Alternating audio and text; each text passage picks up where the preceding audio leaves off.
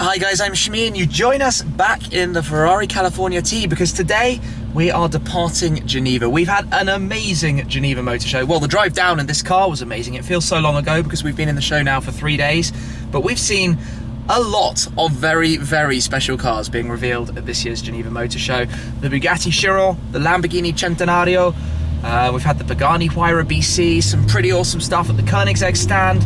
On the supercar front, it's been equally crazy. The Ferrari GTC 4, of course, GTC 4 Lusso, the Aston Martin DB11, McLaren 570 GT, Porsche 911R, and some crazy, crazy stuff as well. So, needless to say, this has been a very good Geneva Motor Show, and I hope you've enjoyed the coverage. But what's happening now is that we're back in the California T, so back in the new car, the car that we drove about 1,000 miles down here to Geneva, because we're going to be heading back today to Paris, and then tomorrow continuing our journey back to the Eurotunnel and back to London. Now, it's I'm not gonna lie, not gonna be the most exciting journey because the weather is absolutely shocking. And if you take a look around, there's even a little bit of snow on top of the sort of cars around. So it's gonna be a super careful, super easy, steady journey today.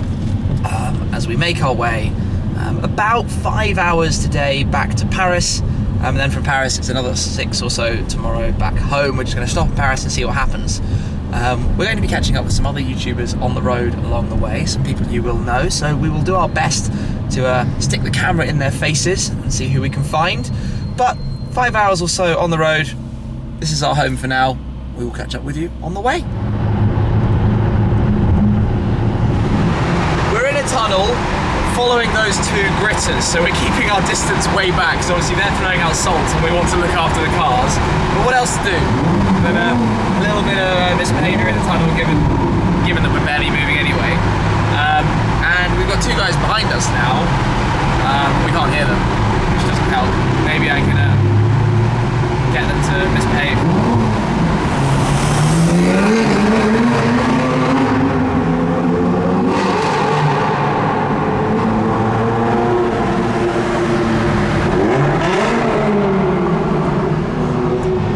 So there we have, in the Porsche GT3, MrJWW and alexsmolik from Paris as well. And in the Lotus Elise, we have SebDelanney and itswhitenoise. So this is literally like YouTuber social mediaception right now, on the drive back towards Paris. So Seb's just done his Lotus, his little Lotus in the matte black and red. Seb, it's quite loud. And we're driving in the snow. We should add, this is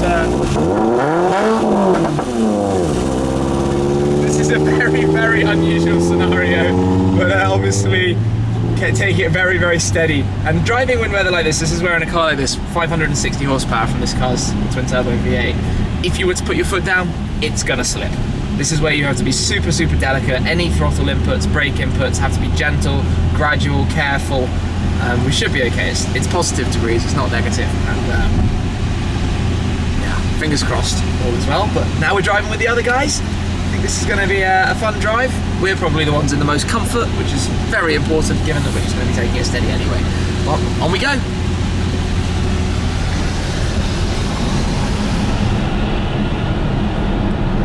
We've pulled in for a stop with the cars so we can catch up with everyone and find out what's going on.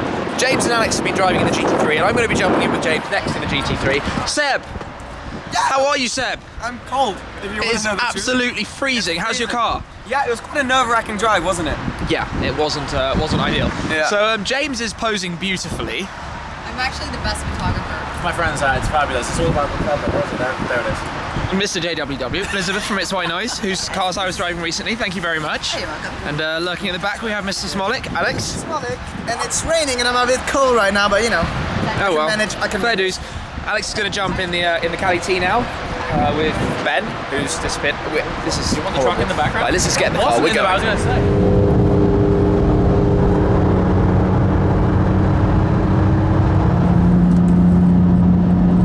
That's going to do absolutely. So we're filming. And James thought it would be a good idea to turn the light on to sort of illuminate himself. Exposure looks on, I'm sure you can see it in here. I look like a shadow. I look like some sort of stealth chauffeur just driving you along. But no, that wasn't going to work. And we were going to have a quick recap while we're in the car, talk about Geneva a little bit and some of the best cars, because we've been talking a little bit about it, I guess, off camera, and what we think about everything we've seen, because this has been a pretty crazy show. It has been crazy show.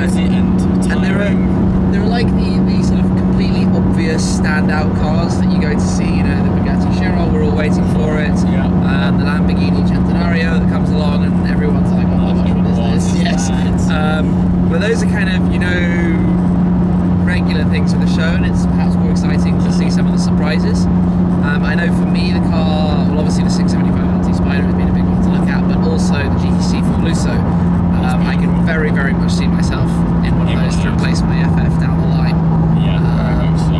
It's a complete evolution of the car in a very nice way. But for you, anything that's particular highlights? Well, it's odd because the cars which have, I wouldn't say stolen the show, but certainly been highlights for me are actually cars which aren't new this year. So the exposed blue carbon P1, that for me was just jaw-droppingly fantastic.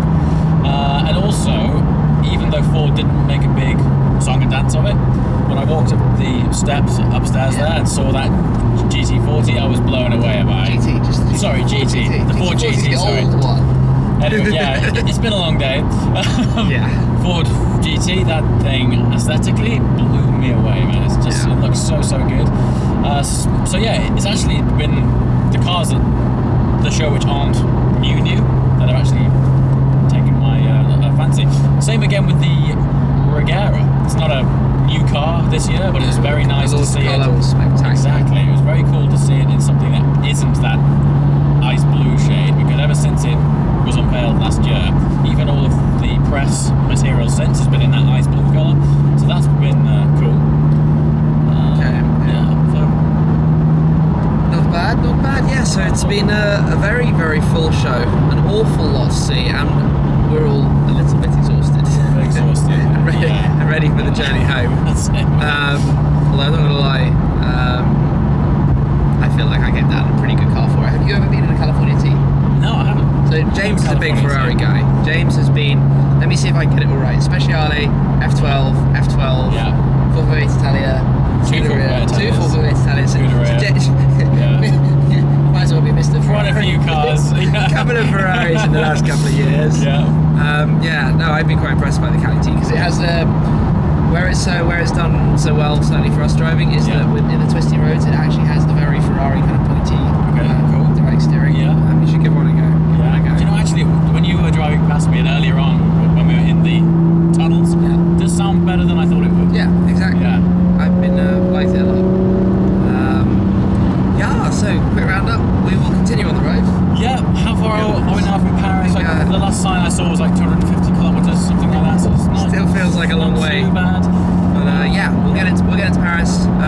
Hopefully, maybe a little bit of sightseeing. Something silly. We'll see what happens when we get there. I'm back at the wheel of the California T, and the weather is now on our side. It's a lovely afternoon, and we're in Paris. The Eiffel Tower is right in front of us, so we're going to drive around, take a couple of photos of the cars in front of us. We've lost one of them.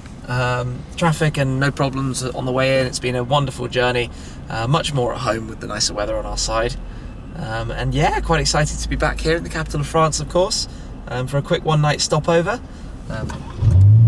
Start doing its thing. Fires back into life. Or sorry, heli I should say. Higher motion, low emissions.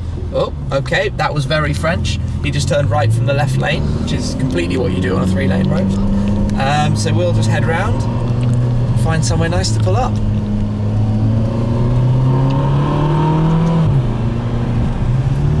Here we are then, pulling up, and hey, what's that I can see? Hey, there's another California and a 12C Spider there as well, and I'm just going to pull up here because this is a lovely place to take some photos.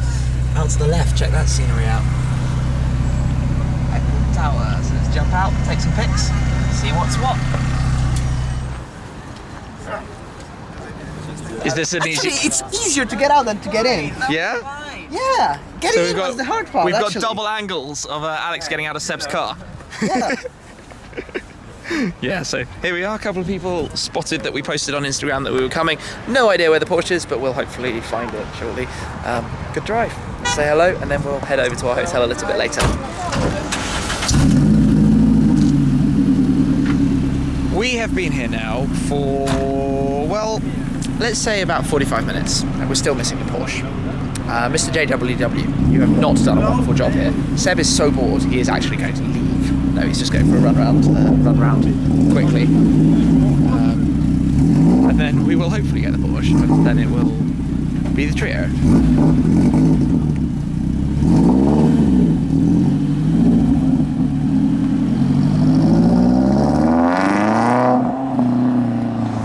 What happens when you park a Ferrari in a tourist spot in Paris? The cameras arrive in force.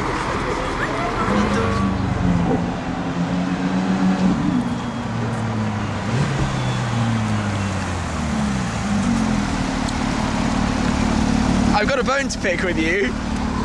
What are the excuses? I don't like you as a human being. What? That wasn't very good.